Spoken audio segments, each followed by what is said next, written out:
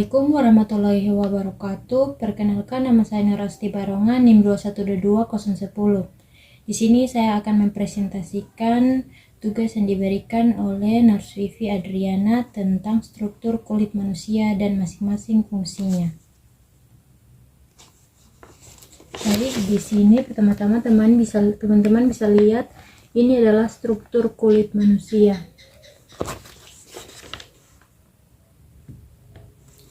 Struktur kulit manusia terdiri dari lapisan epidermis, dermis, dan hipodermis, serta anatomi kulit lainnya yang memiliki fungsi masing-masing. Namun, ada kalanya fungsi kulit terganggu sehingga menyebabkan penyakit kulit. Kulit adalah organ terbesar dari tubuh kita, bersama dengan rambut, kuku, kelenjar tubuh, dan saraf.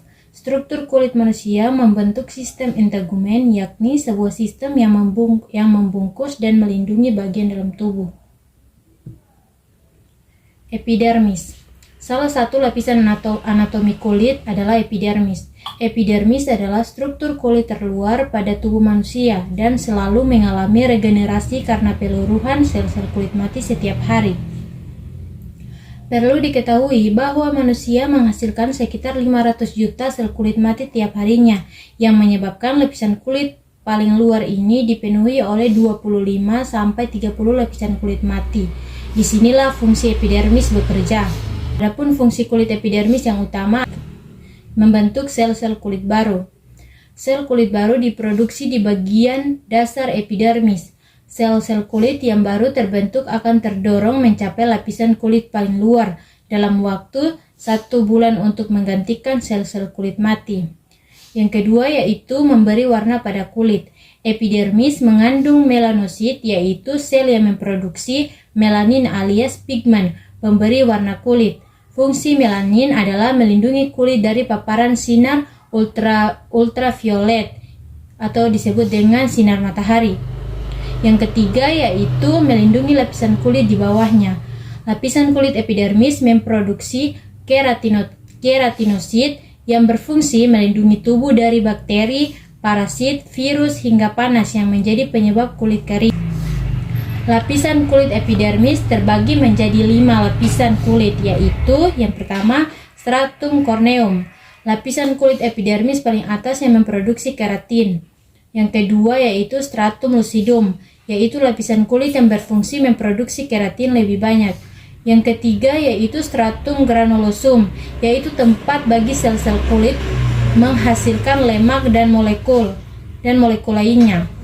Yang keempat yaitu stratum spinosum, yaitu keratinosit yang terbentuk akan berkaitan dengan sambungan interseluler yang disebut desmosom.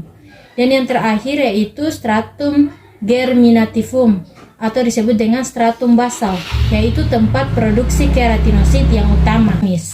Lapisan anatomi kulit berikutnya adalah dermis. Dermis adalah lapisan kulit yang berada di bawah epidermis. Dermis merupakan lapisan kulit yang paling tebal karena terdapat pembuluh darah dan saraf, kelenjar keringat dan kelenjar minyak atau disebut dengan kelenjar sebasea, folikel rambut, hingga saluran limfe.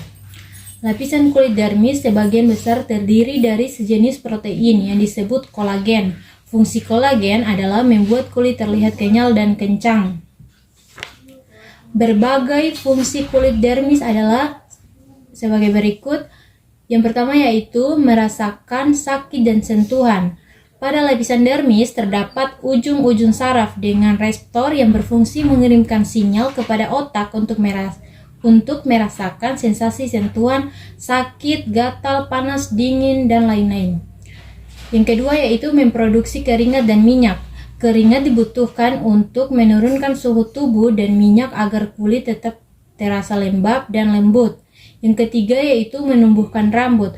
Folikel rambut yang berada di lapisan kulit dermis berfungsi untuk memproduksi sel-sel rambut yang akan tumbuh di kulit kepala, wajah, dan seluruh tubuh. Mengalirkan darah yang menutrisi kulit. Selain mengalirkan nutrisi dan oksigen, pembuluh darah di lapisan dermis juga membantu mengatur suhu tubuh. Jika kulit terlalu panas, pembuluh darah akan melepaskan panas. Saat kedinginan, pembuluh darah akan mengerut untuk menyimpan panas. Yang kedua yaitu melawan infeksi. Pembuluh limfatik di lapisan kulit dermis adalah bagian penting sistem imunitas tubuh untuk menghalangi terjadinya infeksi. Yang ketiga yaitu hipodermis atau lapisan subkutan. Anatomi kulit berikutnya adalah lapisan hipodermis atau lapisan subkutan atau subkutis. Hipodermis adalah lapisan kulit paling bawah atau paling dalam. Pada lapisan subkutan terdapat jaringan lemak, jaringan penghubung, dan elastin atau sejenis protein yang membantu jaringan kulit kembali ke bentuk semula setelah mengalami perenggangan. Fungsi lapisan lemak pada hipodermis adalah melindungi tubuh dari panas dan dingin, sebagai cadangan energi dan sebagai bantalan yang melindungi tulang, otot, dan organ dalam tubuh. Selain mengandung lemak, di lapisan kulit hipodermis juga terdapat banyak pembuluh darah. 4. Folikel rambut dan batang rambut. Folikel rambut adalah kantong kecil pada kulit sebagai tempat rambut tumbuh. Folikel rambut biasanya terletak di lapisan kulit epidermis dan dermis. Fungsi folikel rambut adalah untuk memproduksi sel-sel rambut yang akan tumbuh di kulit kepala, wajah, dan seluruh tubuh. Rambut membantu mengontrol suhu tubuh dan melindungi kulit dari cedera. 5. Yaitu kelenjar minyak atau disebut dengan kelenjar sebasea. Kelenjar minyak atau dikenal dengan kelenjar sebasea adalah suatu kelenjar kecil pada kulit yang bentuknya menyerupai karung. Fungsi kelenjar minyak adalah melepaskan sebum atau minyak ke folikel rambut serta melapisi dan melindungi batang rambut agar tetap lembab. Kelenjar sebasea terletak pada lapisan kulit dermis. Yang keenam yaitu kelenjar keringat. Kelenjar keringat adalah struktur kulit yang terletak pada lapisan epidermis. Sesuai namanya, fungsi kelenjar keringat adalah menghasilkan keringat yang dikeluarkan oleh lapisan subkulit kecil atau stratum corneum ke permukaan kulit.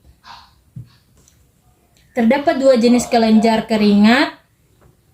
Yang pertama yaitu kelenjar ekrin, yakni kelenjar keringat utama pada kulit manusia. Kelenjar ekrin menghasilkan cairan encer dan tidak berbau. Sebagian besar terdiri dari air dan natrium klorida. Kelenjar keringat ini bisa ditemukan di dahi serta telapak tangan dan kaki. Yang kedua yaitu kelenjar apokrin, yakni kelenjar keringat yang lebih besar. Umumnya dapat ditemukan pada area tubuh yang terdapat folikel rambut, seperti area ketiak dan kemaluan. Kelenjar keringat ini mampu menghasilkan cairan yang berbau. Yang ketujuh yaitu pembuluh darah dan ujung saraf. Kulit juga terdapat pembuluh darah yang berfungsi mengalirkan nutrisi dan oksigen ke dalam sel-sel pembentuk kulit sekaligus mengangkut limbah dan karbon dioksida untuk dikeluarkan dari tubuh. Sedangkan ujung saraf berfungsi mengirimkan sensasi berupa sentuhan, rasa nyeri, gatal, kesemutan, mati rasa, atau sensasi terbakar. Baik, kesimpulannya adalah salah satu fungsi kulit manusia paling utama adalah sebagai pelindung tubuh dari patogen penyebab penyakit. Hal ini tak terlepas dari fungsi sel-sel Langerhans yang merupakan bagian dari sistem kekebalan tubuh. Baik, itulah presentasi dari saya. Mohon maaf jika ada salah kata. Sekian dari saya. Wassalamualaikum warahmatullahi wabarakatuh.